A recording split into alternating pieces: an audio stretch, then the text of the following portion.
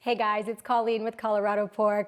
All right, raise your hand if you are just super busy and overwhelmed right now, right? 2 hands up for me because I'm either wrapping Christmas presents, going to a Christmas party, making Christmas cookies, decorating Christmas cookies, trying to get the kids to all of their little Christmas activities, and of course, the beloved Christmas pageant at school. I love this time of year, right? But at the same time, in between hosting the fancy dinners or maybe going to dinners, like going to Christmas parties, we still have to have dinner, right? The kids still need to eat, I still need to eat.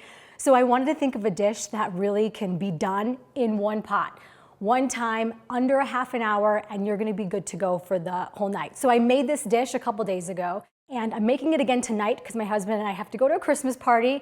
The kids and the babysitter are gonna love it because all they have to do is scoop it out of my Dutch oven, put it in a bowl, and they are going to be so happy with the results.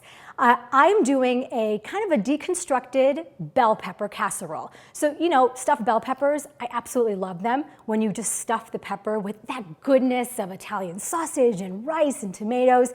But what I'm doing here is I'm kind of cutting everything up and I'm gonna put it in the Dutch oven. It's all gonna simmer together really nicely. The reason I like this specific casserole, guys, is because you don't have to cook everything beforehand and stuff it in the peppers, right? Because that takes a long time. This is just gonna all go in the pan and cook together all at once. Super colorful too for the winter time because sometimes things get a little gray and brown in the winter. These bright peppers, the red, the yellow, the orange, really gonna brighten up your kitchen a little bit too. So lots of yummy flavors going into this, especially it's not a casserole that's gonna be necessarily creamy and cheesy. Sometimes those get really heavy, right? And we're already indulging enough in the holidays. This specific casserole gonna be more bright and tomatoey. So take a look at this. I kind of documented everything a couple nights ago just in case it came out perfectly, and it did, and I know you can make this too. So first we're gonna saute the Italian sausage. You can use mild, you can use hot, really whatever you have on hand or whatever your taste buds are telling you what to do. Then you're gonna add in the bell peppers and the onions. Wait till those get a little soft in the pan. Of course, we're gonna saute all this in some really good olive oil. Next, go into the spices. Lots of good dried spices here, probably everything that you have in your spice cabinet already. We're talking Italian seasoning, red pepper flakes.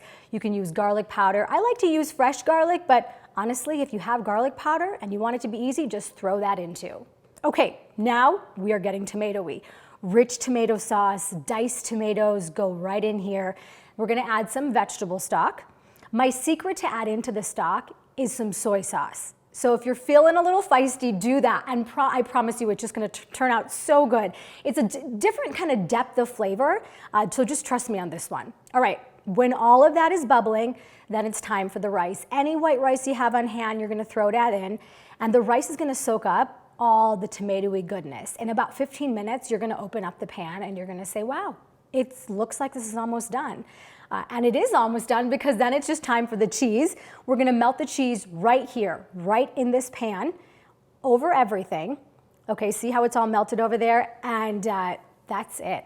I mean, was that so easy? And no cleanup, right? Because you're gonna store all the leftovers just right here in the fridge, in the pot that you made. So parents, thank me later because this is a one-pot wonder.